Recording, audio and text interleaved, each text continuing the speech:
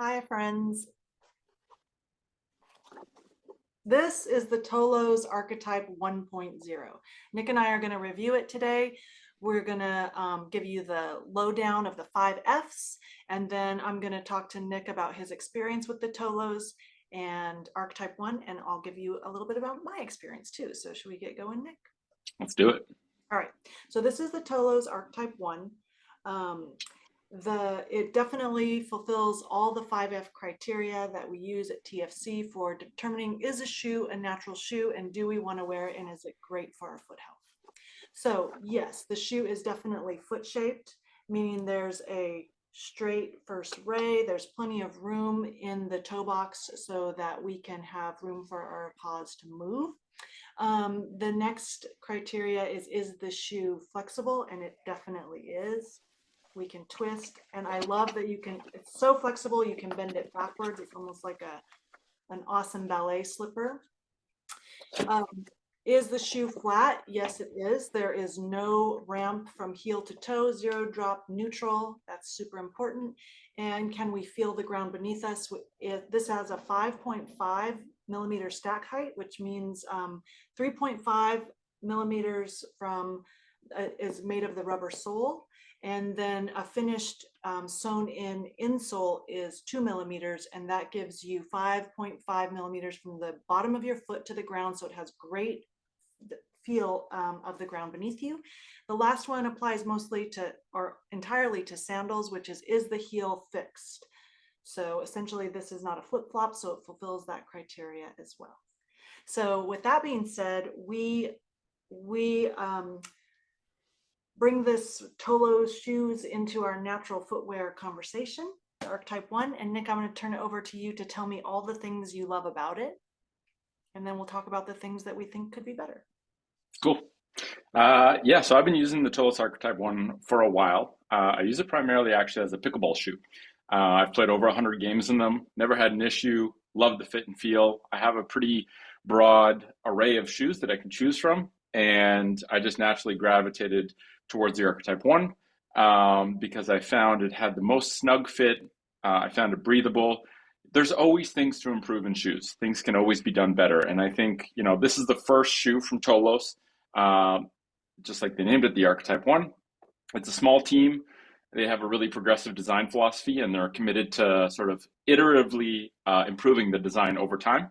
I talk to Evan probably on a monthly basis. He's the founder, to just kind of share feedback, brainstorm ideas about how to improve the shoe. So like you said, Ruthie Pop, it is foot shaped. It has an asymmetric toe box with a straight tur first ray. Not perfectly straight, but much better than unnatural shoes. Profile, flat heel to toe, and also flat on the inside. I'm kind of looking at flat as, the profile from heel to toe does it have a ramp, but also the profile of the footbed. Is there like an increased arch height area? And it's completely flat. And one of the things I love about the Archetype 1 is that it's a sewn in footbed. So there's no insole that you got to remove. Often I take that insole out in shoes that do have it. And then underneath that, there's like an unfinished area. And as someone that likes to wear it without the insole, it ends up being a little bit rougher on my foot if it's unfinished. So I like that it's actually a finished footbed. They've started to work on hiding the stitching on the inside to actually be even more comfortable so that the stitching doesn't rub on your foot. I never had that issue, but I think some people do. And two specific things I like about the shoe. The idea, one of the design elements I love is the minimalism of it, right? It's like very simple branding. It doesn't use like a huge amount of colors or materials, so it's very simple, and they only offer black and white, which I think is also nicer because it reduces the amount of choices available, makes it easier to pick the shoe. The other design element I like is that there's no tongue. So it's a sock-like upper. And the trade-off there is that for some, it could be harder to put on and take off, especially for sort of meatier feet like mine. But the trade-off is that once it is on, it fits like a glove. And I find that really beneficial for start-stop motions on the pickleball court. The fact that there's no tongue makes it so that there's no tongue to slip off to the side that needs readjusting. And because it fits so snug like a sock once it's on, I don't even tie my laces. And I've never had an issue with my foot moving around. So I'm really a big fan of that. And I think it's a good looking shoe. I think, like I said, there's always things that companies can improve, and Tolos has expressed a willingness to sort of iterate and improve their designs over time. But I think as a shoe that not only fulfills the five F's, but also looks really good and almost looks like conventional athletic shoe styling while maintaining the functionality of a natural shoe, I think they've done a really good job. So another element of this, if I compare this to our most comparable model from a bigger brand at Soul that we stock at Soul Freedom, I would compare this to sort of the Vivo Barefoot Primus Lite. And from a pricing standpoint, we sell this for $183, and we sell the Vivo Primus Lite for $260. Those are Canadian prices, and they include the Canadian footwear tax, which if you don't live in Canada, you don't have to worry about. But that's why those prices are a bit higher. And so, at $77 cheaper than a Primus Lite, if I was given the choice between the Archetype 1.0 and a Vivo Primus Lite, which I have a pair of, and so I basically kind of made that choice when I play pickleball. I actually prefer the fit and feel to the Archetype 1, and it's $77 cheaper. So that's sort of my rundown. Like I said, 100 games of pickleball played in these, and I love them. I think they're a good looking shoe, and they feel good on my feet. Yeah, I love the look of these too. These are actually my going out shoes. Like these are my going out to dinner shoes. Like I wear elegant black pants and a black shirt and some colorful earrings or something. And these are like my dress shoe. And then Awesome. I too like, oh, excuse me, I have a little hair in my mouth. I really like I like how they have these loops on the ends so that I mean, I have a fine time putting on my right shoe, but always my left one is harder to put on. But I just slide my foot in without, and I don't wear socks with these. You don't either, right? I don't. Yeah. And so I pull them on and I like this little loop that you can grab on. It's like a built-in shoehorn. I really love the lacing system. And I didn't even realize until you said it that it doesn't have a tongue, that it just pulls on. So it's like one nice glove. Um, and I think they have had some summer updates. So I think this is the one that doesn't have the update, but I found this to be like a tiny bit slippery on wet surfaces, but I think they updated the rubber on that. So I don't think that's probably as much of an issue anymore. I don't know if they updated it for traction. I think they updated it as a more dense rubber for durability. Not 100% sure, but I know that they're making kind of tweaks to the 1.0 with different glues and different rubbers. And then they're coming out with the 2.0, which we're not going to talk about much today, but the big change that they're making there is a couple little tweaks to the forefoot design, I believe. Yeah. And also a different mesh upper that has more flexibility. So it will be easier for people to get their foot in there, but also makes it so that there's more importance on the lacing if there's more give in the upper material. So I think they're kind of trying to find a happy medium there. But yeah.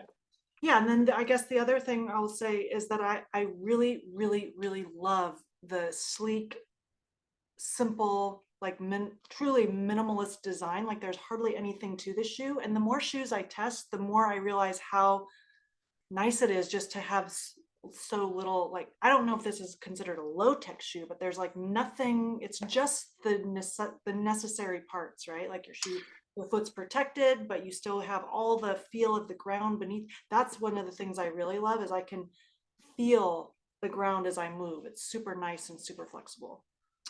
Yeah, and I think it's actually harder to design a shoe with less stuff. So it's ironic, but to design a shoe with less material requires a lot more design time and thought put into it.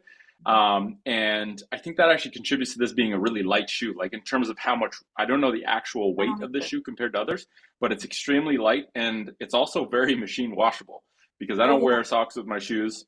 And so putting a little bit of baking soda and then vinegar and then tossing it in the washing machine, they're super machine washable. The mesh I find washes really well. So Nice.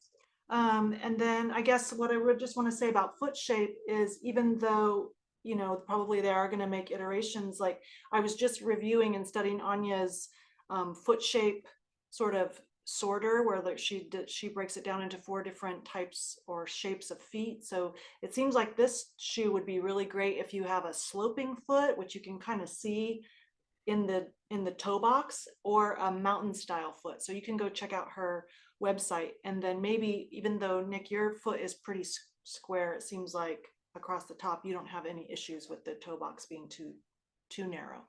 So I don't know. Go ahead. yeah, I think my foot won't. I don't know if there's any shoes that allow my foot to have like a perfectly splayed resting position. So it's really just it's like, where do the different shoes I try fit on the continuum of more compressive and less compressive. So I think while this shoe doesn't allow my foot to perfectly splay, I haven't had any issues with too much pressure being there or blisters happening on the side of my toes. And so I think over time, if I wanted to give one piece of feedback to Tolos, which I already talked to Evan about, it would just be that maybe in future, as the company grows and as they have maybe more bandwidth to make different designs, having a model that's more anatomical. And what I mean by that is having even more space at the tip of the toes at the forefoot, which means it's going to look different. And the trade-off will be it won't aesthetically look as much like an athletic shoe.